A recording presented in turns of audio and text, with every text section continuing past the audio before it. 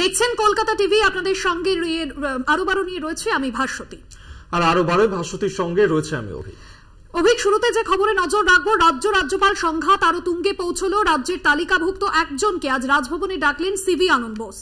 6টি বিশ্ববিদ্যালয়ের উপাচার্যের জন্যই নাম পাঠায় উচ্চশিক্ষা দফতর। শুধুমাত্র ভাস্কর গুপ্তকে রাজভবনে আসতে বলা হলো। আরো 7 জন শিক্ষাবিদ, তাদেরকেও আসতে বলা হয়েছে রাজভবনে। আপনাদেরকে এই সংক্রান্ত বিষয়ে আরো আপডেট দেব, যেখানে আজকে রাজ্যপাল সিভি আনন্দ বোস তিনি বিশেষ বৈঠক ডেকেছেন রাজভবনে এবং সেখানে উচ্চশিক্ষা দফতরের শুধুমাত্র একজনকেই ডেকে পাঠানো হয়েছে। আপনাদের জানিয়ে রাখবো, তালিকাভুক্ত একজনকে আজ রাজভবনে ডেকে পাঠিয়েছেন রাজ্যপাল সিভি আনন্দ বোস। রাজ্যের তালিকাভুক্ত 6টি বিশ্ববিদ্যালয়ের উপাচার্যের জন্য নাম পাঠায় উচ্চশিক্ষা দপ্তর। শুভঙ্কর মণ্ডল প্রতিনিধি রয়েছেন আমাদের সঙ্গে ফোন লাইনে। শুভঙ্কর, বিস্তারিত কি জানা যাচ্ছে এই বিষয়ে? দেখো, তোমায় জানিয়ে রাখি যে রাজ্যের সঙ্গে রাজ্যপালের যে সংঘাত মূলত উপাচার্য নিয়োগ নিয়ে, সেটিতে কিন্তু মধ্যস্থতা করেছিলেন রাজ্যের মুখ্যমন্ত্রী মমতা বন্দ্যোপাধ্যায় এবং 2 দফায় তিনি বৈঠক করেছিলেন আচার্যের সঙ্গে এবং সেইখানে দাঁড়িয়ে সুপ্রিম কোর্টের নির্দেশে কিন্তু সেই বৈঠক হয়েছিল এবং সুপ্রিম কোর্ট বলেছিল যাতে রাজ্যের সমস্যা বিশেষ করে আচার্য এবং সে সঙ্গে মুখ্যমন্ত্রী দুজন প্রধান তারা যেন আলোচনা করে মেটান। এবং সেই সময় কিন্তু যে তালিকা দেওয়া হয়েছিল 31 জনের নামের তালিকা, সেখান থেকে 6 জনকে সেখানে সিলেক্ট করা হয়েছে বা সেখানে 6 জনকে নির্বাচন করা হয়েছে, বাদ বাকিতে নির্বাচন করা হয়নি বলে অভিযোগ উঠেছিল। এবং যে 6 জনের কথা আমি বলছি, সেই 6 জনকে দেখা যাচ্ছে যে আজ যে বৈঠক আচার্য তথা রাজ্যপাল রাজভবনে রেখেছেন, সেখানে শুধুমাত্র একজন যাদবপুর বিশ্ববিদ্যালয়ের জন্য ভাস্কর গুপ্তের নাম, যিনি কিনা টেলিকমিউনিকেশন বিভাগীয় প্রধান, তাকে যাদবপুর বিশ্ববিদ্যালয়ের অন্তর্বর্তীকালীন উপাচার্যের জন্য যে নাম পাঠানো হয়েছিল, শুধুমাত্র তাকেই একমাত্র নির্বাচন করেছেন আচার্য। বাদ বাকি যে 5 জন রয়েছেন তাদেরকে কিন্তু ডাকা হয়নি। সেইখানে দাঁড়িয়ে শুধুমাত্র আমরা জানতে পারছি যে সেইখানে বাদ বাকি যে 6 জন বা 7 জনকে আজকে ডাকা হয়েছে তারা প্রত্যেকেই প্রাক্তন। এবং তোমায় জানিয়ে রাখি, তার মধ্যে কিন্তু একেবারে যারা রয়েছে রঞ্জন বন্দ্যোপাধ্যায়, সেই সঙ্গে সঙ্গে কিন্তু রঞ্জন চক্রবর্তী, সেই সঙ্গে সোনালী চক্রবর্তী বন্দ্যোপাধ্যায় থেকে শুরু করে আরো বেশ কয়েকজন যারা কিন্তু প্রাক্তন উপাচার্য হিসাবে দায়িত্ব সামলেছেন বেশ কয়েকটি বিশ্ববিদ্যালয়, তাদেরকে আজ রাজ্যপাল বা আচার্য তিনি ডেকেছেন। এবং তার এই ডাকা বা এই আলোচনা নিয়েই কিন্তু ইতিমধ্যে বিতর্ক শুরু হয়ে গিয়েছে। কেননা তোমরা জানিয়ে রাখি, রাজ্যের যে পাঠানোর নাম, সেই নামের থেকে 31 জনের যে তালিকা, সেইটিকে তিনি বাদ দিয়ে মাত্র সেখান থেকে 6 জনকে চুজ করেছিলেন এবং সেটি সুপ্রিম কোর্টে তিনি জানিয়েওছিলেন। তার পরবর্তী ক্ষেত্রে দেখি দেখা গেল সেই 6 জনকে না ডেকে তিনি নিজের মতো করে যে 5 থেকে 6 জনকে ডাকলেন, তারা কিন্তু নাম সেই তালিকায় নেই বলে আমরা জানতে পারছি। এবং যদিও তার মধ্যে থেকে বেশ কয়েকটি নাম, যেমন অমিতাভ দত্ত, যিনি এখানে যাদবপুর বিশ্ববিদ্যালয়ের প্রাক্তন সহ উপাচার্য ছিলেন, তাকে ডাকা হয়েছিল, তিনি কিন্তু সেই ডাকে সাড়া দেননি। অর্থাৎ আচার্য বা রাজভবনের তরফ থেকে তাকে ফোন করা হয়েছিল, তাকে ডাকা হয়েছিল, তিনি সেই বৈঠকে থাকবেন না বলে জানিয়েছেন। একই সঙ্গে কিন্তু সেই সঙ্গে তপতি গুহ ঠাকুরতা, যিনি কিন্তু বিখ্যাত একজন ইতিহাস শিক্ষাবিদ, তিনি কিন্তু তুমি জানো যে কলকাতা হেরিটেজ বা দুর্গাপুরের হেরিটেজ যার জন্য সামনে এসেছিল, সেই নিয়ে আমাদের বাংলা জাতীয় গর্ব, তাকেও ডাকা হয়েছিল বা আচার্য ডেকেছিলেন, তিনি কিন্তু সেই ডাকে সাড়া দেননি। অত আজকের যে বৈঠক, সে বৈঠক নিয়ে কিন্তু রীতিমতো প্রশ্ন উঠতে শুরু করেছে। ভাষ্য একদম ধন্যবাদ জানাবো তোমায়।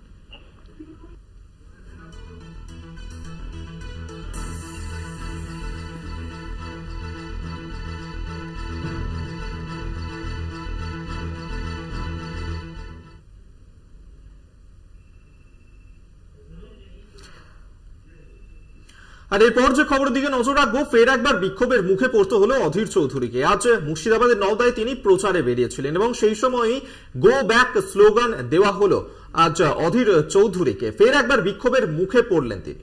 তৃণমূল কর্মী সমর্থকরা তারা স্লোগান দিতে শুরু করেন। তবে এই ঘটনা প্রথম নয়, এর আগেও নির্বাচনী প্রচারে বেরিয়ে মুর্শিদাবাদের বহরমপুরে বিক্ষোভের মুখে পড়তে হয়েছিল অধীর রঞ্জন চৌধুরীকে। আর আজ যখন তিনি নির্বাচনী প্রচারে বের হন, তৃণমূল কর্মী সমর্থকরা তাকে দেখে গো ব্যাক স্লোগান দিতে থাকেন এবং স্থানীয় বাসিন্দারা তারা অভিযোগ আনছেন যে 5 বছর সাংসদ থাকাকালীন এলাকায় কোনো উন্নয়নের কাজ করেননি অধীর রঞ্জন চৌধুরী। একেবারে। তবে আজকের যে ঘটনা, সেই ঘটনাকে কংগ্রেস কিন্তু বলছে যে তৃণমূল ভয় পাচ্ছে, রাজ্যের শাসক দল ভয় পাচ্ছে, যার কারণে অধীর চৌধুরী তাকে বারবার দমানোর চেষ্টা করা হচ্ছে, কিন্তু কোনোভাবেই তাকে দমানো যাবে না। সেই মুহূর্তের ছবি এই মুহূর্তে তুলে ধরছে আপনাদের সামনে, যেখানে অধীর রঞ্জন চৌধুরী তিনি আজকের মুর্শিদাবাদের নওদাতে সেখানে দমদমা শ্যামানগর থেকে পায়ে হেঁটে প্রচার শুরু করেছিলেন এবং সেই সময়ই তাকে ঘিরে বিক্ষোভ দেখানো হয় এবং সেখানকার ব্লক সভাপতি শফিউজ্জামান তার নেতৃত্বেই এই বিক্ষোভ শুরু হয় এবং গো ব্যাক স্লোগান দেওয়া হয় অধীর চৌধুরীকে। আপনাদের সামনে তুলে ধরছি সেই ছবি মুর্শিদাবাদের নওদায় অধীরকে গো ব্যাক স্লোগান।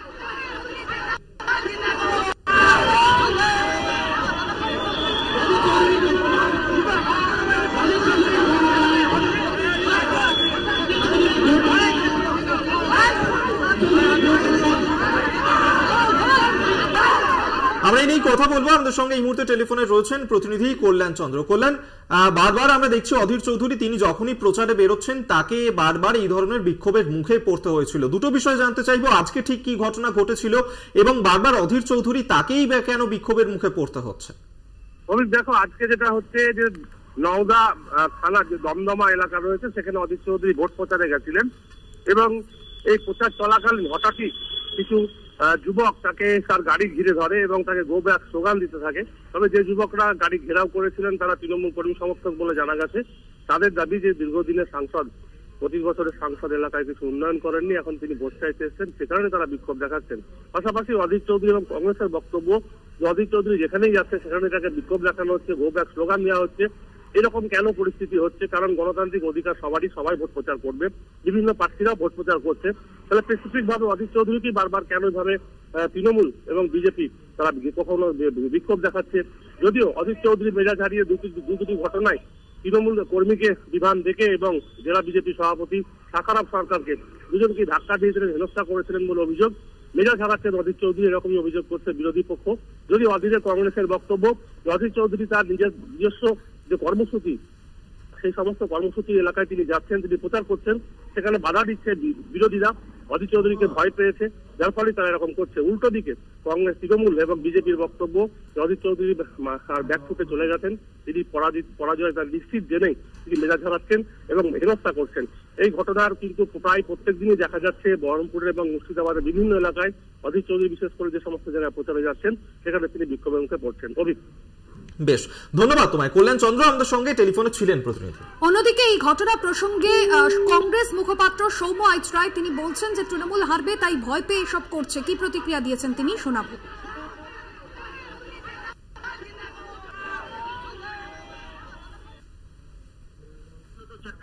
লোককে টাকা পয়সা দিয়ে তৃণমূল গো ব্যাক স্লোগান দিয়ে মানে হতাশার থেকে করছে, চরম হতাশার লেভেল এত দূর গেছে যে রোজ গো ব্যাক স্লোগান দিতে হচ্ছে। আরে ওটা অধীর চৌধুরী, অধীর রঞ্জন চৌধুরী বাংলার মানুষের কাছে তৃণমূলের মুখোশটা টেনে ছেড়ে ফেলে দিয়েছে। বাংলার মানুষের হৃদয় অধীর চৌধুরী, মুর্শিদাবাদের মানুষের হৃদয় অধীর চৌধুরী, বহরমপুরের মানুষের হৃদয় অধীর চৌধুরী। এটা ওরা জেনে গেছে যে অধীর রঞ্জন চৌধুরীর কাছে তৃতীয় পজিশনে যাবে তৃণমূল, তাই ভয় পেয়েছে। আতঙ্কগ্রস্ত তৃণমূল হতাশার থেকে এইসব কাজ করছে। যদি কেউ জেতে, যদি কারো মানবিক জোর বেশি থাকে তাহলে এইসব কাজ করে নাকি? আপনাদেরকে শোনালাম সৌম্য আইচরায় কংগ্রেস মুখপাত্র, তিনি ঠিক কি বলেছেন। তিনি বলছেন চরম হতাশায় এই মুহূর্তে তৃণমূল, ভয় পেয়ে তার এই ঘটনা ঘটছে। কিন্তু তৃণমূল তারা কি বলছে আমরা এই নিয়ে কথা বলেছিলাম তৃণমূলের মুখপাত্র অরূপ চক্রবর্তীর সঙ্গে, তিনি কি বলছেন শুনুন। আমার বাড়ি খুব কাছাকাছি থাকে, মুখে আমি চিনি ব্যক্তিগতভাবে। আমি সৌম্যের কথা একদম রেস ধরে বলছি, সৌম্য ঠিক বলেছে। বহরমপুরের বুকে ঠাঁই হবে এবং সেটা বুঝতে পেরেছে বলেই অধীর চৌধুরী আজকে এই অবস্থা। বহরমপুর এবার দেখবে যে অধীর চৌধুরী খাট হয়েছে, নইলে পরে ভাবতে পারেন আগের দিন মুর্শিদাবাদ মেডিকেল কলেজে অধীর চৌধুরী গিয়ে লোককে ধাক্কা মারছে। মুর্শিদাবাদ মেডিকেল কলেজে বিজেপির বিক্ষোভের মুখে পড়েছে, বিক্ষোভের মুখে পড়ে সেখানে গিয়ে তাকে গালিগালাজ করতে হচ্ছে। যে মুর্শিদাবাদ, যে বহরমপুরের বেতাজ বাচ্চা অধীর চৌধুরী, তাকে ছাড়া নাকি গাছের পাতা নড়তো না বহরমপুরে। সেই বেতাজ বাচ্চাকে ভোটে জেতার জন্য যখন সিপিএমের কাছে হাতুড়ি মার্কা উত্তরীয় করে ভোট চাইতে হয় তখন বোঝা যায়। আমি কংগ্রেসের সেই কর্মীগুলোর মুখটার কথা মনে করছি, যে কংগ্রেসের কর্মীরা 2008 সালের পঞ্চায়েত নির্বাচনে চাপে দাঁত কেটে সিপিএমের বিরুদ্ধে লড়াই করেছিল বলে 17 জন কংগ্রেস কর্মীকে এই আনিসুর রহমান দম করে তার যৌথ বাহিনীর হাতে খুন হতে হয়েছিল 2008 পঞ্চায়েত।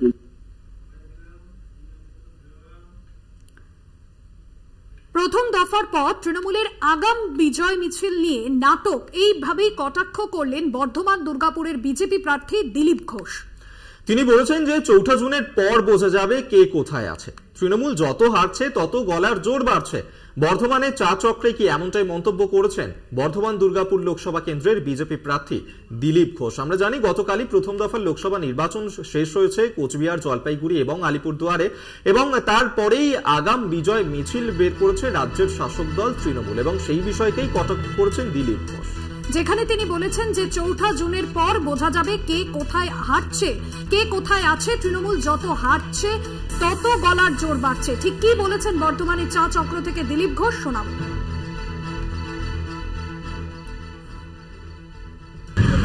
এসব ড্রামাবাজি চলবে, 4 জুনের পরে বোঝা যাবে কে কোথায় আছে। টিএমসি যত হারছে তত গলার আওয়াজ করছে, সবাইকে দোষ দিচ্ছে, নির্বাচন কমিশন থেকে আরম্ভ করে সেন্ট্রাল ফোর্স থেকে আরম্ভ করে সবাইকে গালাগালি দিচ্ছেন মুখ্যমন্ত্রী। যদি জিতছেন তো গালাগালি কেন দিচ্ছেন? টেনশনটা আমরা বুঝি। মানে চাপের মুখে এই ধরনের বিজয় মিছিল আগে আগে বার করতে হচ্ছে, সবই চাপ। সেই চাপটা এমন বাড়বে আস্তে আস্তে সব ডুববে। আপনাদেরকে শোনালাম দিলীপ ঘোষ তিনি ঠিক কি বলেছেন, এবং এই যে আগাম বিজয় মিছিল বের করেছে তৃণমূল সেই বিষয়কেই কটাক্ষ করেছেন তিনি। আমরা এই কথা বলেছিলাম তৃণমূল নেতা জয়প্রকাশ মজুমদারের সঙ্গে, তিনি কি বলছেন শোনাবো।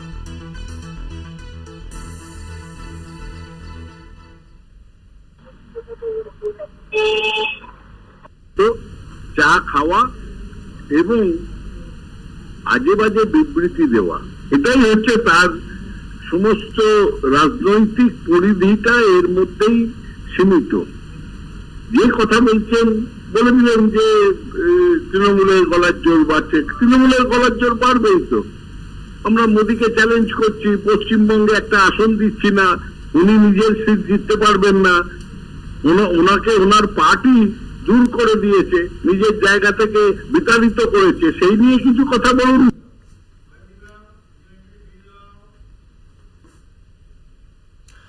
প্রথম দফার লোকসভা নির্বাচন শেষ হয়েছে, দ্বিতীয় দফার নির্বাচনী প্রচারে আজ মুখ্যমন্ত্রী মমতা বন্দ্যোপাধ্যায় তার জোড়া সভা। শনিবার মালদহে জোড়া সভা রয়েছে মুখ্যমন্ত্রীর। মালদহের গাজল ও ইনায়েতপুরে সভা করবেন তৃণমূল সুপ্রিমো। মালদহ উত্তরের তৃণমূল প্রার্থী প্রসূন বন্দ্যোপাধ্যায়ের সমর্থনে গাজল কলেজ মাঠে সভা করবেন মমতা বন্দ্যোপাধ্যায়। অভিযোগ 2019-এই মালদহ আসনে তৃণমূল ভালো ফল করতে পারেনি, সেই জায়গা থেকে এবার মালদহের দিকেও নজর রয়েছে তৃণমূল কংগ্রেসের। একেবারেই তাই, কারণ সেখানে আমরা দেখেছিলাম 2019-এর যে লোকসভা নির্বাচন সেখানে কিন্তু মালদা উত্তর যেখানে আজকে জনসভা করবেন তিনি, সেখানে কিন্তু বিজেপি জয়ী হয়েছিল, এবং আজ একদিকে এনামতপুর এবং তার পাশাপাশি গাজল সেখানে মুখ্যমন্ত্রী মমতা বন্দ্যোপাধ্যায় তার সভা রয়েছে, এবং সেই ক্ষেত্রে আজকের এই সভা থেকে তৃণমূল নেত্রী ঠিক কি বার্তা দিতে চলেছেন অবশ্যই সেদিকে আমাদের নজর থাকবে।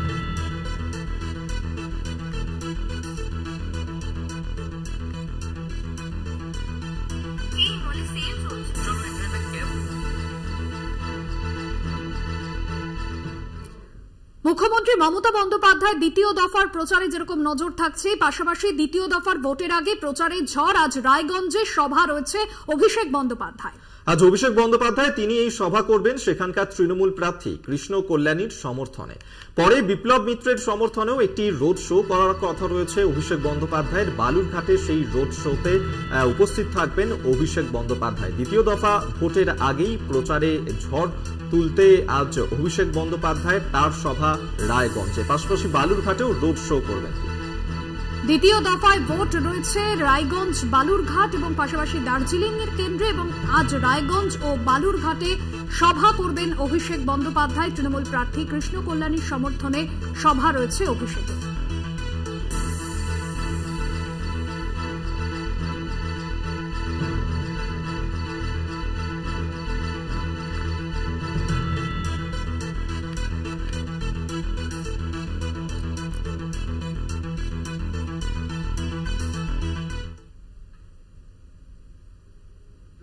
আজ মালদহে জোড়া সভা রয়েছে শুভেন্দু অধিকারীর। মালদহের রতুয়ায় খগেন মুর্মুর সমর্থনে সভা রয়েছে।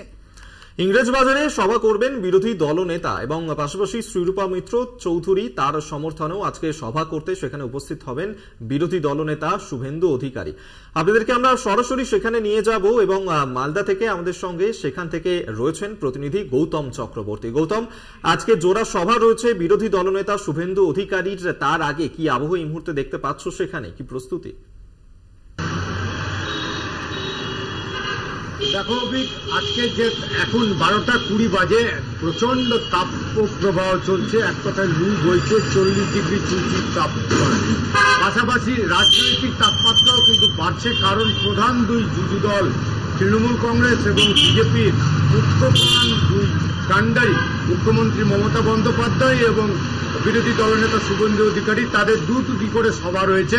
একটি ইংরেজ বাজারে রয়েছে এবং মুখ্যমন্ত্রীর সভা রয়েছে মানিকচকের এনায়েতপুরে এবং গাজলের উত্তর মালদা কেন্দ্রের গাজলে। প্রথম সভাটি মুখ্যমন্ত্রী গাজলে করবেন, তারপরে চলে আসবেন মানিকচকের এনায়েতপুরে। এবং পাশাপাশি বিরোধী দলনেতা শুভেন্দু অধিকারী উনি কিন্তু প্রথম সভা করছেন রতুয়ার পাহাড়ালে, সেখানে উত্তর মালদা কেন্দ্রের বিজেপি প্রার্থী খগেন মুর্মুর সমর্থনে প্রচার। তারপরে উনি চলে আসবেন ইংরেজ বাজারের অমৃতিতে, বিকেল 4টার সময় তার সভা করার কথা। কিন্তু এত দাবদাহ চলছে, এক ফোঁটা বৃষ্টির দেখা নেই, প্রচন্ড গরম। এই গরমে কতটা লোক হবে, আয়োজন তো করা হয়েছে, কিন্তু লোক সমাগম কার দিকে বেশি হয় না লোক তেমনভাবে হবে না, সেই নিয়ে কিন্তু আয়োজকরা চিন্তিত। যেমন তৃণমূল চিন্তিত, তেমন বিজেপিও চিন্তিত।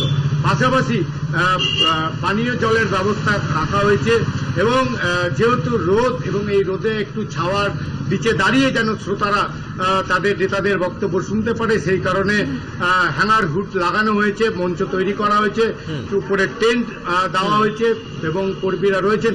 কিন্তু এখন পর্যন্ত তেমন একটা লোক সমাগম হয়নি, যদিও সভা শুরুর কথা রয়েছে বেলা 2টোর সময়।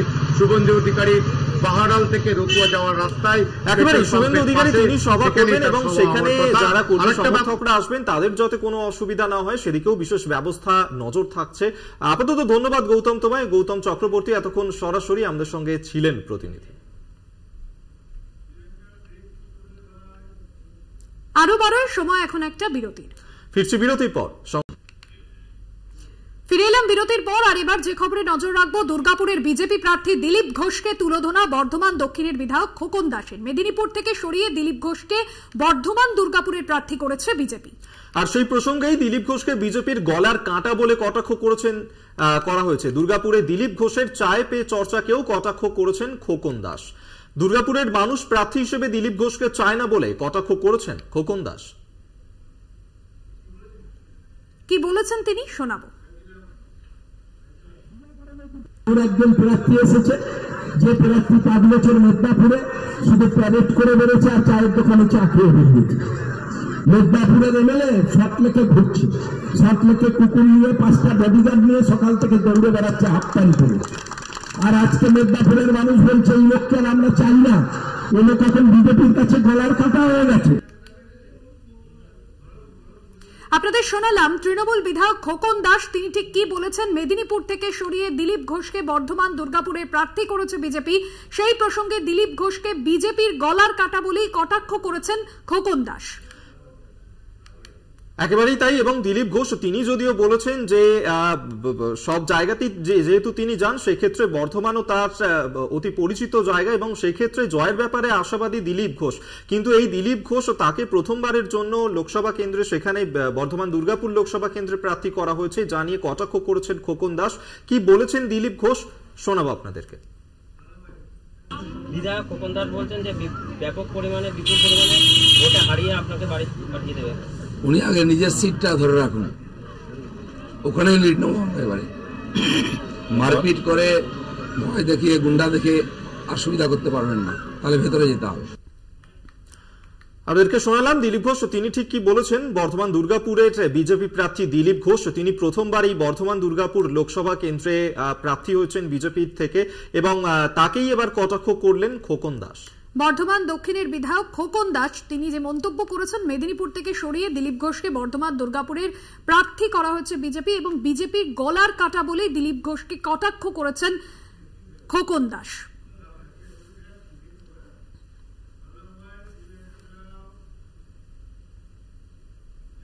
অন্যান্য খবর নিয়ে ফিরছি বিরতির পর, সঙ্গে থাকুন। ফিরে এলাম বিরতির পর। আর এবার যে খবরে নজর রাখবো, ফের সন্দেশখালীতে সিবিআই জমি দখলের নালিশ শুনছেন সিবিআই 10 জন আধিকারিক। শাহজাহান বাহিনীর বিরুদ্ধে একাধিক অভিযোগ ছিল এবং সেই ক্ষেত্রেই পাত্রপাড়া, মাঝের পাড়া, সেখানেই আজকে পৌঁছে গিয়েছেন সিবিআই এর 10 জন আধিকারিক। তারা সেখানে গিয়ে সেখানকার মানুষজন যাদের একাধিক অভিযোগ ছিল এই শেখ শাহজাহান এবং তার বাহিনীকে নিয়ে, এবং তাদের সঙ্গে গিয়েই তাদের যে অভাব অভিযোগ রয়েছে সেই বিষয়ে কিন্তু তারা গিয়ে কথা বলছেন, যার কারণে আজকে সিবিআই এর 10 জন আধিকারিক এই মুহূর্তে পৌঁছে গিয়েছেন সেখানে। গ্রামবাসীরা যে অভিযোগ বিগত কদিন করে গিয়েছেন, বিগত কমাস ধরে যে অভিযোগ সামনে এসেছে, জমি জবরদখল করা হয়েছে বেআইনি ভাবে, সেই সমস্ত বিষয় তারা অভিযোগ শুনেছেন। সিবিআই 10 জন আধিকারিক তারা শুনছেন, গ্রামে গ্রামে গিয়ে কথা বলছেন সাধারণ মানুষের সঙ্গে, মূলত মাঝের পাড়া, পাত্রপাড়া, সেখানকার বাসিন্দাদের সঙ্গে কথা বলছেন সিবিআই আধিকারিক। সঞ্জিত চক্রবর্তী রয়েছেন ফোন লাইনে। সঞ্জিত, সিবিআই 10 জন আধিকারিক এই মুহূর্তে তারা কোথায় রয়েছেন, কি কি বিষয় মূলত তারা খতিয়ে দেখছেন? তুমি জানো, আদালতের নির্দেশের পরে প্রায় 95 দিনের মাথায় এই তদন্তভার কিন্তু সিআই কে দেওয়া হয়েছে। অর্থাৎ সন্দেশখালীতে যে অভাব অভিযোগ, জমি দখল থেকে শুরু করে যে একাধিক অভিযোগ, যারা সিবিআই নিজস্ব যে পোর্টাল, সেই পোর্টাল সাইট ব্যবহার করা, অর্থাৎ সেই পোর্টাল ইতিমধ্যে কিন্তু ওপেন করা হয়েছে, তাদের সেখানে অভাব অভিযোগ সেখানে জানাতে পারবে। ইতিমধ্যে বেশ কিছু তারা অভিযোগ জমা পড়েছে সিবিআই এই পোর্টালে। সেই অভিযোগের ভিত্তিতে সিবিআই এর 10 জনের একটি প্রতিনিধি আধিকারিকের দল আজকে বিশেষ করে সন্দেশখালী, দামাখালী সব যায়। দামাখালীতে পেরিয়ে সন্দেশখালী যে থানা, যেখানে কর্ণখালী রয়েছে, বিশেষ করে সুন্দরখালী, পাশাপাশি মাঝের পাড়া, নতুন পাড়া, পাত্রপাড়া, একাধিক এলাকা যে পাড়া রয়েছে, সেই পাড়ায় গিয়ে বাড়ি বাড়ি গিয়ে তারা জিজ্ঞাসাবাদ করছে এবং গ্রামবাসীদের সঙ্গে কথা বলছেন। তাদের যে মূলত অভিযোগ যে জমি অর্থাৎ জোর করে দখল করে নেওয়া, অর্থাৎ পাশাপাশি যে জমির নিজের টাকা আত্মসাৎ, এমনকি মেজগিরিতে নোনা জল ঢুকিয়ে দেওয়া এবং বেআইনিভাবে জমি দখল, এই অভিযোগটা বারবার শেখ শাহজাহানের বাহিনীর বিরুদ্ধে আসছিল। সেই অভিযোগের ভিত্তিতে তুমি জানো ইতিমধ্যে সিবিআই যে পোর্টালে বেশ কিছু অভিযোগ জমা পড়েছে। সেই অভিযোগের জমা পড়তেই কিন্তু সাত সকালে সিবিআই দল অর্থাৎ 10 জনের আধিকারিক দল আজকে দামাখালী হয়ে নৌকায় করে প্রথমে সন্দেশখালী পরে যায়। এখান থেকে সেখানে গিয়ে বিভিন্ন গ্রামে গ্রামবাসীদের সঙ্গে এখনো কথা বলছেন। বেশ কিছু গ্রামবাসীদের নদী ইতিমধ্যে যারা অভাব অভিযোগ করেছিলেন, যে অভিযোগ, সেই অভিযোগের সত্যতা নিয়ে একদিকে যেমন তারা কথা বলছেন, অন্যদিকে তাদের অভিযোগ কতটা সত্যতা আছে সেটাও খাতা কলমে তারা দেখে নিতে চাইছেন এবং পুরো বিষয়টা তারা লিপিবদ্ধ করছেন। সব মিলিয়ে এই তদন্ত সন্দেশখালীর ঘটনা তুমি ইতিমধ্যেই জানো সিবিআই তদন্তভার নিয়েছে। বিশেষ করে সন্দেশখালীর যে কোনো ঘটনা তার তদন্ত করবে কিন্তু সিবিআই, এটা সেটা হাইকোর্টের নির্দেশে কিন্তু সেই তদন্তভার নেওয়ার পর থেকে সিবিআই কিন্তু নড়ে চড়ে বসেছে এবং বেশ কিছু অভাব অভিযোগের জমা পড়া, অর্থাৎ তাদের পোর্টালে অভিযোগ জমা পড়ার পর থেকেই তারা কিন্তু আজকে সন্দেশখালীর বিভিন্ন গ্রামে গিয়ে গ্রামবাসীদের সঙ্গে কথা বলছেন। ধন্যবাদ তোমায়।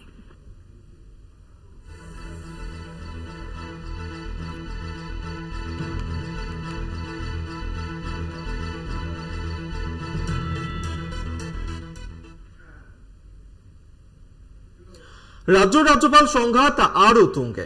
রাজ্যের তালিকাভুক্ত একজনকে আজ রাজভবনে ডেকে পাঠিয়েছেন সিভি আনন্দ বোস। 6টি বিশ্ববিদ্যালয়ের উপাচার্যের জন্য নাম পাঠায় উচ্চশিক্ষা দফতর। শুধুমাত্র ভাস্কর গুপ্তকে রাজভবনে আসতে বলা হলো, আরো 7 জন শিক্ষাবিদকে আসতে বলা হয়েছে রাজভবনে। একেবারেই তাই, এবং রাজভবনে এই বিশেষ বৈঠক রয়েছে রাজ্যপাল সিভি আনন্দ বোসের, যেখানে শুধুমাত্র একজনকে ডেকে পাঠানো হয়েছে এবং আজ রাজভবনে যে তালিকা দেয়া হয়েছিল রাজ্যের তরফ থেকে সেই 6 জনের মধ্যে মাত্র একজনকে ডেকে পাঠিয়েছেন এবং আজ এই বিষয় নিয়েই বৈঠক রয়েছে রাজভবনে রাজ্যপাল সিভি আনন্দ বোসের।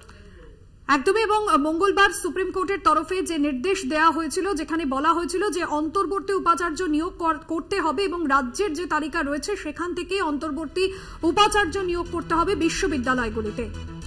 এবং সেই নিয়েই সংঘাত আরো তুঙ্গে, কারণ রাজ্যের তালিকাভুক্ত একজনকে আজ ডেকে পাঠানো হয়েছে রাজ্যপাল সিভি আনন্দ বোস, তিনি ডেকে পাঠিয়েছেন রাজভবনে এবং রাজ্যের তরফ থেকে যে 6টি তালিকা দেয়া হয়েছিল সেক্ষেত্রে শুধুমাত্র ভাস্কর গুপ্ত তাকেই ডেকে পাঠানো হয়েছে এবং আরো 7 জন শিক্ষাবিদ তাদেরকেও আসতে বলা হয়েছে। কিন্তু রাজ্যের যে তালিকাভুক্ত বাকি এই 5 জন ভাস্কর গুপ্ত ছাড়া তাদেরকে কিন্তু ডেকে পাঠানো হয়নি। সেই নিয়েই কিন্তু এই মুহূর্তে বিতর্ক শুরু হয়েছে। গত মঙ্গলবারই সুপ্রিম কোর্ট নির্দেশ দেয় রাজ্য সরকারের তৈরি তালিকা থেকে অবিলম্বে 6টি বিশ্ববিদ্যালয়ের অন্তর্বর্তী উপাচার্য নিয়োগ করতে হবে। এর সঙ্গে সুপ্রিম কোর্টের নির্দেশ ছিল রাজ্যের 31টি সরকারি বিশ্ববিদ্যালয়ের মধ্যে ওই 6টি বাদ দিয়ে বাকি বিশ্ববিদ্যালয়গুলিতেও উপাচার্য নিয়োগের জন্য রাজ্য সরকার রাজ্যপালের কাছে বাছাই করা কিছু নামের তালিকা পাঠাবে। তবে রাজ্যের যে তালিকাভুক্ত, যেখানে যে কজনের নাম রয়েছে, যার মধ্যে একজনকে ডেকে পাঠানো হয়েছে, 6 বিশ্ববিদ্যালয়ের উপাচার্যদের নাম পাঠানো হয়েছিল উচ্চশিক্ষা দপ্তর। শুধুমাত্র ভাস্কর গুপ্তকে রাজভবনে আসতে বলা হয়েছে। রাজ্যপালের তরফে আরো 7 জন শিক্ষাবিদকেও আসতে বলা হয়েছে রাজভবনে। রাজ্যের তালিকাভুক্ত বাকি যারা রয়েছেন তাদেরকে ডাকা হয়নি। রাজ্যের তালিকাভুক্ত একজনকে ডাকলেন রাজ্যপাল সিভি আনন্দ বোস। একদমই তাই। এর আগেই যে নির্দেশ দেওয়া হয়েছিল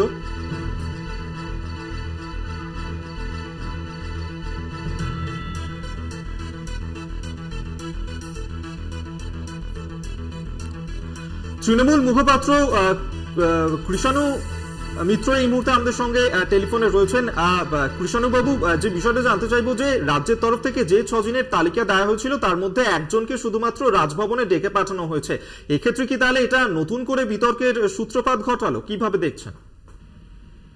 না, এত চটজলদি প্রতিক্রিয়া দেওয়াটা ঠিক নয়। উনি ডেকেছেন, ভালো কথা, শুভবুদ্ধের উদয় হোক, আরো বাকিদেরকে ডেকে পাঠান, এটাই আমাদের আশা থাকবে। কিন্তু এরপরেও যদি যে সুপ্রিম কোর্টের নির্দেশের পরেও যদি উনি নতুন করে জটিলতা সৃষ্টি করছেন, তো সেটা আমাদের সংবিধানের জন্য, দেশের গণতান্ত্রিক এবং যেটা আমাদের ফেডারেল স্ট্রাকচারের জন্য খুবই দুর্ভাগ্যজনক হবে। কিন্তু আমরা আশা রাখবো যে উনি দেশের সংবিধান এবং যে ন্যায়পালিকার যে নির্দেশ তার অমান্য করবেন। বেশ, ধন্যবাদ আপনাকে কৃষাণু মিত্র। এই মুহূর্তে আমাদের সঙ্গে টেলিফোনে ছিলেন তৃণমূল মুখপাত্র। এবং আপনাদেরকে আরেকবার জানিয়ে রাখবো, রাজ্যের তরফ থেকে যে 6 জনের নামের তালিকা পাঠানো হয়েছিল তার মধ্যে শুধুমাত্র ভাস্কর গুপ্ত, তাকে আজকে ডেকে পাঠিয়েছেন এবং তাকে নিয়েই এই বৈঠক রয়েছে। পাশাপাশি আরো ভাস্কর গুপ্ত, তাকে রাজভবনে আসতে বলা হয়েছে। এছাড়াও 7 জন শিক্ষাবিদকেও ডেকে পাঠানো হয়েছে রাজভবনে। গত মঙ্গলবারই দেশের শীর্ষ আদালত নির্দেশ দিয়েছিল রাজ্য সরকারের তৈরি তালিকা থেকে অবিলম্বে 6টি বিশ্ববিদ্যালয়ের অন্তর্বর্তী উপাচার্য নিয়োগ করতে হবে এবং পাশাপাশি 31টি যে সরকারি বিশ্ববিদ্যালয় রয়েছে ওই 6টি বাদ দিয়ে বাকি বিশ্ববিদ্যালয়গুলোতে উপাচার্য নিয়োগের জন্য রাজ্যপালের কাছে বাছাই করা কিছু নামের তালিকা পাঠাবে। 6টি বিশ্ববিদ্যালয় উপাচার্যের জন্য নাম পাঠায় উচ্চশিক্ষা দপ্তর। কিন্তু সেখান থেকে যে বিতর্ক, যে সংঘাতের সূত্রপাত হয়েছে, যে সেই 6টি নামের মধ্যে একজনকে আসতে বলা হয়েছে, শুধুমাত্র ভাস্কর গুপ্তকে রাজভবনে আসতে বলা হয়েছে, আরো 7 জন শিক্ষাবিদকে আসতে বলা হয়েছে রাজভবনে।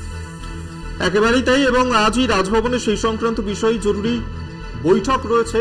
আমরা এই নিয়ে আরো বিস্তারিত জানবো। শুভঙ্কর মন্ডল এই মুহূর্তে আমাদের সঙ্গে টেলিফোনে রয়েছেন। শুভঙ্কর, এই যে 6 জনের তালিকা পাঠানো হয়েছিল রাজ্যের তরফ থেকে, কিন্তু একজনকে শুধুমাত্র ডেকে পাঠানো হয়েছে রাজভবনে, বাকিদেরকে কেন ডাকা হলো না? কি খবর পাচ্ছ এখনো? না, যোগাযোগ বিচ্ছিন্ন হয়ে গেছে। আমরা আবারও চেষ্টা করব যোগাযোগ করার। তবে আপনাদেরকে বিজেপি মুখপাত্র শ্রমিক ভট্টাচার্য এই মুহূর্তে আমাদের সঙ্গে টেলিফোনে রয়েছেন। শ্রমিক বাবু, আজকে যে রাজভবনে বৈঠক রয়েছে রাজ্যপালের, সেখানে রাজ্যের তরফ থেকে যে 6টি নামের তালিকা পাঠানো হয়েছিল তার মধ্যে শুধুমাত্র ভাস্কর গুপ্তকে ডেকে পাঠানো হয়েছে, বাকি 5 জনকে ডেকে পাঠানো হয়নি। এক্ষেত্রে কি রাজ্যপালের সংঘাত নতুন করে শুরু হতে পারে? কিভাবে দেখছেন? রাজ্যপালের সংঘাত আছে কিনা আমার জানা নেই, কারণ এদের সম্পর্কটাই দুষ্টু মিষ্টি। তা এখন কখন রাজ্যপালের হাতে করে দিচ্ছেন, কখন তাকে উচ্ছেদ করতে চাইছেন, কখন আবার তার সঙ্গে গিয়ে রুদ্ধতার বৈঠক করছেন, কখন রাজ্যপাল পর্যবেক্ষণে যাচ্ছেন মানুষের ভোটাধিকার রক্ষা করতে, আবার এমন ব্যবহার করছেন রাজ্যপাল বাড়ি ফিরে আসে, এসব নিয়ে আমাদের খুব একটা উৎসাহ নেই। আমরা মনে করছি যতক্ষণ না পর্যন্ত ইউজিসির গাইডলাইন মেনে সার্চ কমিটি তৈরি হচ্ছে না পশ্চিমবঙ্গে, এই সমস্যার সমাধান করা সম্ভব নয়। আর সুপ্রিম কোর্টের তো ডাইরেক্টিভ আছেই, এই যে রাজ্যের প্যানেল থেকে অন্তর্বর্তীকালীন নির্দেশ দেওয়া হয়েছে যে অন্তর্বর্তী নিয়োগের ক্ষেত্রে রাজ্যপাল রাজ্যের সুপারিশ মেনে চলবেন।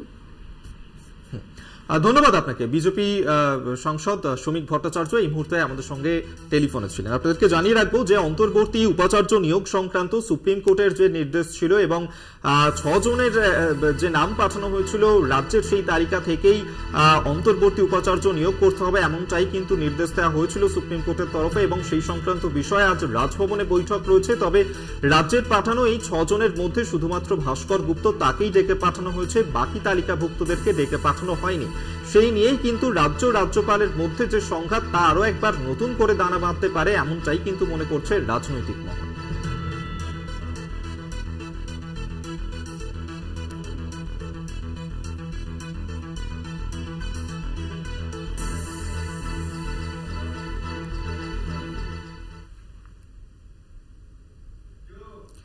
এবার নজর রাখবো যে খবরে, নদিয়ার কালীগঞ্জে সোনার দোকানে বিস্ফোরণের ঘটনা। বিস্ফোরণে ঝলসে যান দোকান মালিক, আশেপাশের 8টি দোকানও ক্ষতিগ্রস্ত হয়।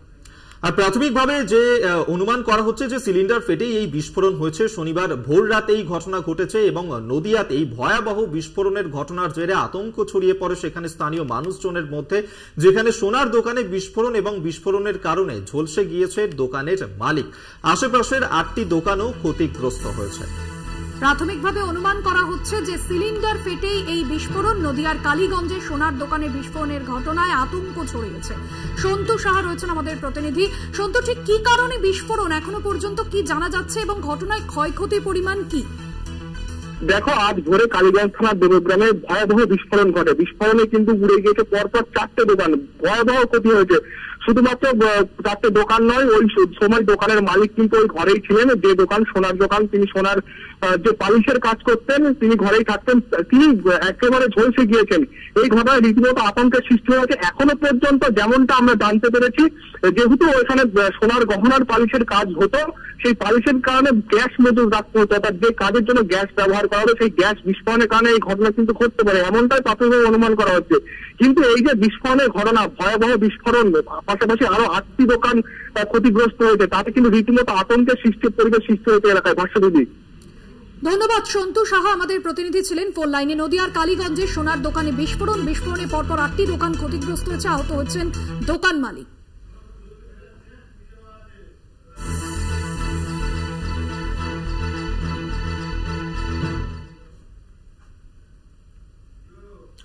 গতকালই শেষ হয়েছে প্রথম দফার লোকসভা নির্বাচন কোচবিহার, জলপাইগুড়ি এবং আলিপুরদুয়ারে। কিন্তু ভোট শেষ হতে না হতেই ফের একবার অশান্ত হয়ে উঠল জলপাইগুড়ি। সেখানে বিজেপি কর্মীকে মারধরের অভিযোগ। তৃণমূলের বিরুদ্ধে ভোট গ্রহণ কেন্দ্র থেকে বেরোতেই হামলার অভিযোগ। আহত কর্মী জলপাইগুড়ি মেডিকেল কলেজ হাসপাতালে ভর্তি রয়েছে। গতকালই জলপাইগুড়ি, আলিপুরদুয়ার, কোচবিহারে প্রথম দফার নির্বাচন হয়েছে। মোটের ওপর শান্তিপূর্ণভাবেই নির্বাচন সম্পন্ন হয়েছে। যদিও যে বিষয়ে জানা যাচ্ছে এই মুহূর্তে, ভোট গ্রহণ কেন্দ্র থেকে বেরোতে হামলার অভিযোগ। আহত কর্মী জলপাইগুড়ি মেডিকেল কলেজ হাসপাতালে ভর্তি রয়েছে। আমরা এই নিয়ে কথা বলবো। কৌস্তব ভৌমিক এই মুহূর্তে আমাদের সঙ্গে টেলিফোনে রয়েছেন। কৌস্তব, কি ঘটনা ঘটেছে? দেখো, গতকাল প্রথম দফা নির্বাচন হয়ে যাওয়ার পর ধূপগুড়ি ব্লকের বারোকড়িয়া গ্রাম পঞ্চায়েতের এক বিজেপি কর্মী, যিনি ওই নির্দিষ্ট যে বুথ রয়েছে 15 বা 68 নম্বর বুথে তিনি পোলিং এজেন্ট ছিলেন, যেটা বিজেপির অভিযোগ যে সেই কর্মী যখন বেরিয়ে আসে, তারপর স্থানীয় তৃণমূল কংগ্রেসের 2জন পঞ্চায়েত সদস্য সহ অন্যান্য তৃণমূল কংগ্রেসের কর্মী ছিলেন, তারা বিনা প্ররোচনায় ওনাকে মারধর করে এবং ব্যাপক মারধর করা হয়। পরবর্তীতে যারা বিজেপি কর্মীরা ছিল আশেপাশে, তারা ছুটে আসেন এবং তাকে সেখান থেকে উদ্ধার করে ধূপগুড়ি গ্রামীণ হাসপাতালে নিয়ে আসেন। যেহেতু অবস্থার অবনতি ঘটে, এই কারণে তাকে জলপাইগুড়ি মেডিকেল কলেজ হাসপাতালে পাঠানো হয়। বিজেপির যেটি অভিযোগ যে ওই এলাকায় বিজেপির কাছ থেকে তৃণমূল অনেকটাই পিছিয়ে রয়েছে এবং তৃণমূলের যে পায়ের নিচের মাটি সরে গেছে, আর এই কারণে সন্ত্রাসের যে বাতাবরণ তৈরি করার জন্যই এইভাবে মারধরের ঘটনা ঘটছে। তবে তৃণমূলের যেটা পাল্টা দাবি যে এরকম কোনো ঘটনার সঙ্গে তৃণমূলের কর্মী সমর্থকরা জড়িত নয়, বিজেপি ওই এলাকায় একটি অশান্তির বাতাবরণ সৃষ্টি করার জন্য নিজেরাই এই সমস্ত কাণ্ড ঘটাচ্ছে। তবে বলা যেতে পারে কালকে সকাল থেকে দিনভর জলপাইগুড়ি বিভিন্ন এলাকায় মোটের উপর শান্তিতে নির্বাচন হলো। নির্বাচন হয়ে যাওয়ার পর নির্বাচন পরবর্তী সময় কিন্তু এরকম কয়েকটি বিক্ষিপ্ত ঘটনায় নতুন করে চাঞ্চল্য সৃষ্টি হয়েছে। ধন্যবাদ তোমায়। কৌস্তব ভৌমিক টেলিফোনে ছিলেন প্রতিনিধি।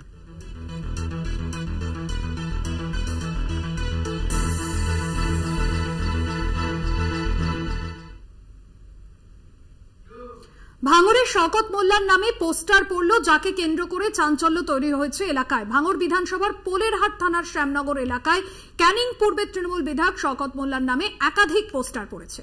আর এই পোস্টার ঘিরেই নতুন করে শুরু হয়েছে রাজনৈতিক উত্তেজনা। কারণ পোস্টারে লেখা রয়েছে সন্ত্রাস করে খুনের দায়ে আরাবুল রয়েছে জেলে, কিন্তু শওকত মোল্লা তিনি এখনো পর্যন্ত কেন বাইরে, সেই প্রশ্নই কিন্তু তোলা হয়েছে। প্রশাসন জবাব দাও, এই ধরনের পোস্টার পড়েছে সেখানে এবং এই ধরনের পোস্টারকে ঘিরেই কিন্তু শুরু হয়েছে রাজনৈতিক তরজা, যেখানে তৃণমূল নেতা শওকত মোল্লার বিরুদ্ধেই পোস্টার দেওয়া হয়েছে ভাঙড়ে। নতুন করে অশান্তির তৈরি হয়েছে এই ঘটনাকে কেন্দ্র করেই ভাঙড় জুড়ে।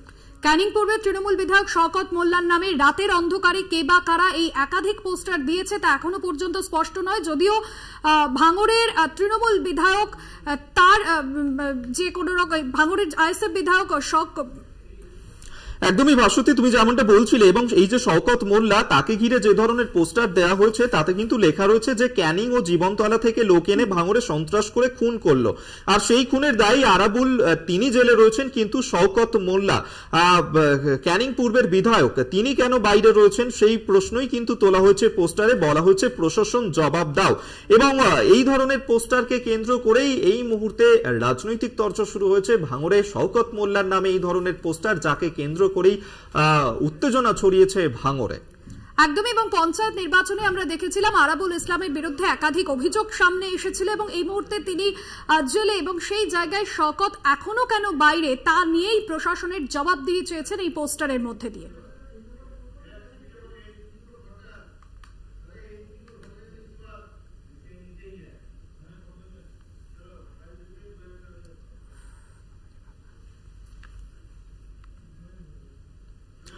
আর এরপর যে খবরে নজর রাখবো, গ্রামের মধ্যে কারখানা তৈরি করা এবং সেই নিয়েই উত্তেজনা ছড়ালো খড়দাতে। হাতাহাতিতে জড়িয়ে পড়ল গ্রামেরই দুই গোষ্ঠী। উত্তর 24 পরগনার খড়দহের সদেরহাট এলাকায় এক বেসরকারি কোম্পানির উদ্যোগে কারখানা তৈরি হচ্ছে, জানিয়ে তুমুল গন্ডগোল বাধে। গ্রামের বাসিন্দাদের একাংশ অভিযোগ করছে এই গ্রামে কারখানা তৈরি হলে পরিবেশ দূষণ হবে, এবং অন্যজনের যে দাবি যে এই কারখানা তৈরি হলে অনেকের কর্মসংস্থান হবে, আর এই নিয়ে দুই গোষ্ঠীর মধ্যে সংঘর্ষ বাধে। বাজে বাজে ভাষা দিয়ে আমাদের বলছে, বেশি বলছে।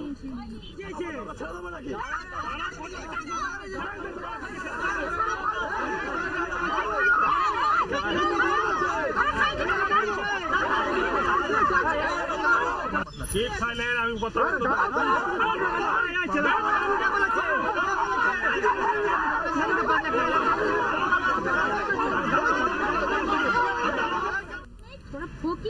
বাজে বাজে ভাষা দিয়ে আমাদের বলছে।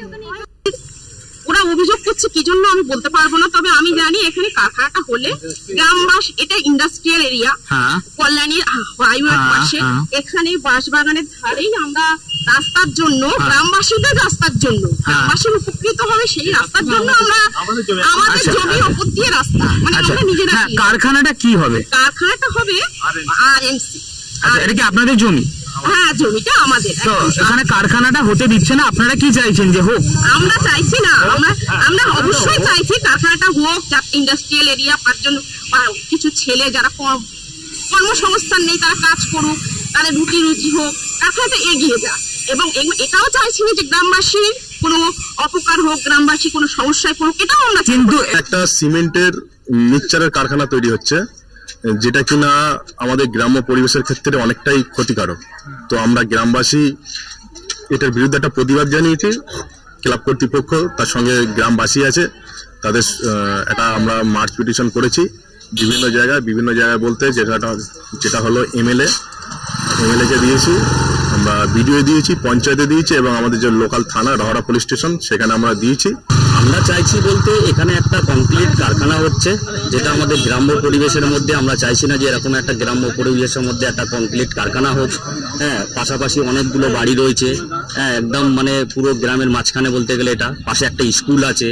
হ্যাঁ, আমরা পরিবহন দপ্তরে জানিয়েছি, আমাদের মানে বন্দিপুর পঞ্চায়েতকে জানিয়েছি, আমাদের নিয়ারেস্ট থানা মানে রহড়া থানা থেকে অবস্থান করছেন তারা আগে হচ্ছে ক্লাব, মানে ক্লাবে কিছু পদে আছেন, ঠিক আছে। ওনারা হচ্ছেন, দেখুন আজকে একটা যে মানুষের, গরিব মানুষের যে কর্মসংস্থান যেটা বন্ধ করার জন্য ওনারা ব্যস্ত আছেন, ঠিক আছে। আজকে প্রচুর মানুষের যারা নিয়ে ওনারা যে পিটিশন দিচ্ছেন, সেই পিটিশনের মধ্যে থেকে ওনারা দেখাচ্ছেন একটা জুনিয়র বাচ্চা যারা এখনো 5 বছর বয়স হয়নি, সে ওই পিটিশনে সই করাচ্ছে। এটা কি আপনারা ভালো করে ভাববেন যে ওনাদের মূল বক্তব্য যেটা হচ্ছে যে দূষণ। আপনি এখন দেখুন যে ইন্ডাস্ট্রিটা এক্ষুনি এই মুহূর্তে তৈরি হচ্ছে, তার কোনো দূষণের কোনো আছে?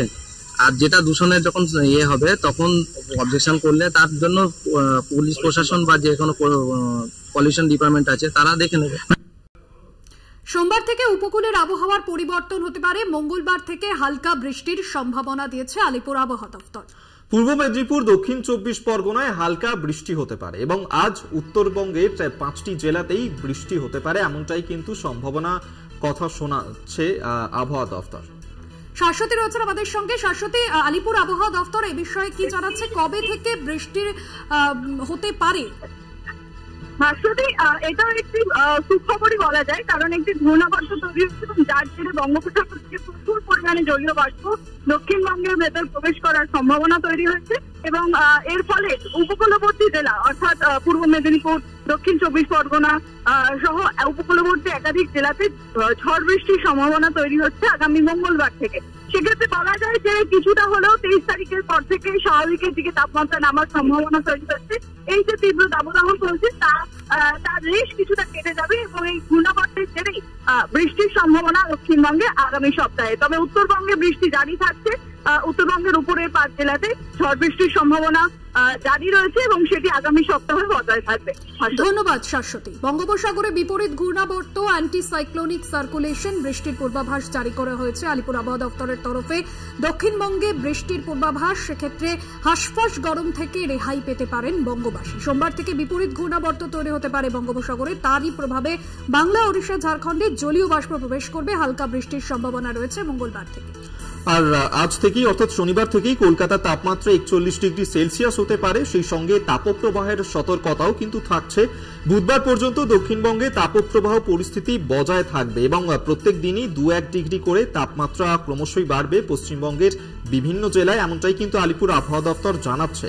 উত্তর থেকে দক্ষিণবঙ্গের জেলাগুলির অবস্থাও কিন্তু একেবারেই অত্যন্ত খারাপ, কারণ দক্ষিণবঙ্গের সব জেলাতেই বইছে তাপপ্রবাহ। কলকাতা সহ দক্ষিণবঙ্গের সব জেলায় 40 ডিগ্রি ছাড়িয়ে গেছে তাপমাত্রার পারদ। অন্যদিকে উত্তরের 5 জেলায় বৃষ্টি হতে পারে। আমরা এই নিয়ে কথা বলবো আবহাওয়াবিদ সুজীব কর এই মুহূর্তে আমাদের সঙ্গে টেলিফোনে রয়েছেন। সুজীব বাবু, যেভাবে আমরা দেখছি যে ইতিমধ্যেই 40 ডিগ্রি পার করে গেছে তাপমাত্রা পারদ, সেক্ষেত্রে দক্ষিণবঙ্গ এবং উত্তরবঙ্গ দু জায়গার আবহাওয়া কিরকম থাকতে পারে? কোনো কি স্বস্তির খবর এক্ষেত্রে থাকছে, কি বলবেন? বেসিক্যালি দেখুন, একটা ভাষা মেঘ তৈরি হয়েছে, সেটা হয়তো আগামী 21 এবং 22 তারিখে বিচ্ছিন্নভাবে কোথাও কোথাও বজ্রবিদ্যুৎ সহ বৃষ্টিপাত হতে পারে, কিন্তু বৃষ্টির পরিমাণ খুব সামান্যই হবে, কারণ জলীয় বাষ্প ভীষণই কম পরিমাণে ঢুকেছে। কিন্তু প্রচন্ড পাওয়ারফুল থান্ডারস্টর্ম হতে পারে, সেটাই একটা আশঙ্কার বিষয়। আর এই মুহূর্তে বঙ্গোপসাগর থেকে জলীয় বাষ্প প্রবেশ করছে, অপরদিকে আবার উত্তর পশ্চিম ভারত থেকে একটা তীব্র উষ্ণ বায়ু প্রবাহিত হয়ে আসছে, যে দুটো বায়ু প্রবাহ এসে ট্রানজিট করছে মোটামুটি ভাবে উত্তরবঙ্গের 3টে জেলার ওপরে। ফলে ওই 3টে জেলার ওপরে মূলত কোচবিহার, পশ্চিম দিনাজপুর এবং দার্জিলিং এর কিছুটা অঞ্চল, এই অঞ্চলটাতে জুড়ে আলটিমেটলি কিন্তু বিচ্ছিন্নভাবে বৃষ্টিপাত হতে পারে। কিন্তু তাহলেও তাপমাত্রার খুব একটা হেরফের হবে না, তাপমাত্রার বৃদ্ধির পরিমাণ কিন্তু কন্টিনিউ করবে এবং 27, 28, 29 এই সময়টাতে কিন্তু অত্যন্ত বেশি পরিমাণে তাপমাত্রার বৃদ্ধি ঘটতে পারে এবং তার সাথে সাথে তীব্র তাপপ্রবাহ কিন্তু চলতে পারে।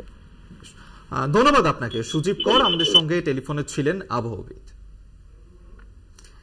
দক্ষিণবঙ্গের 7 জেলায় চরম তাপপ্রবাহের সতর্কতা, তবে বৃষ্টির পূর্বাভাস দিয়েছে এবং সেক্ষেত্রে স্বস্তির খবর পাওয়া যাচ্ছে, কারণ দক্ষিণবঙ্গের বেশ কিছু জেলায় হালকা বৃষ্টির সম্ভাবনা রয়েছে। আগামী মঙ্গলবার থেকে উপকূলের আবহাওয়া পরিবর্তন হতে পারে।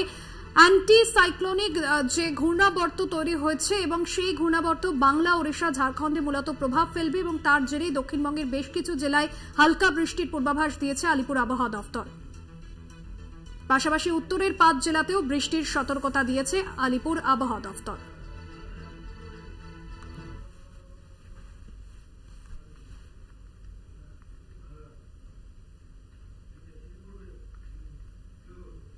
ভোটদানে উৎসাহ বাড়াতে বিশেষ উদ্যোগ নির্বাচন কমিশনের। নানা বিষয়ের উপর ভিত্তি করে আলাদা আলাদা ভিডিওতে তুলে ধরা হয়েছে এক নাগরিক হিসেবে অন্যজনের ভোটদানের গুরুত্ব।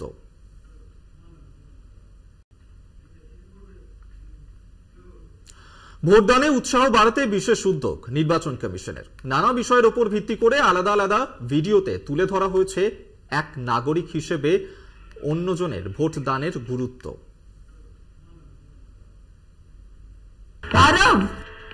हरिया बेटा, वोट देने जाना है। एक मेरे वोट करने से क्या ही फर्क पड़ेगा? चलो फिर हम भी रहने देते हैं। इनफैक्ट मैं तो कल से काम पर भी नहीं जाऊंगा। एक मेरे काम करने से क्या फर्क पड़ेगा? बिल्कुल, अब से मैं भी घर का कोई काम नहीं करूंगी। What's wrong with you guys? ये आप लोग नहीं करोगे तो और कौन करेगा? आपकी रिस्पॉन्सिबिलिटी है ना ये तो। और वोट करना तुम्हारी हमारी सबकी रिस्पॉन्सिबिलिटी। देश भी एक फैमिली है जिसमें हम सभी को अपनी अपनी रिस्पॉन्सिबिलिटी निभानी होती है। फर्क पड़ता है, मतदान जरूर करें और जोश से मनाएं। चुनाव का पर्व, देश का गर्व। আরো বারো এখানেই শেষ করছি। দেখতে থাকুন কলকাতা টিভি, রাত দিন সব দিন।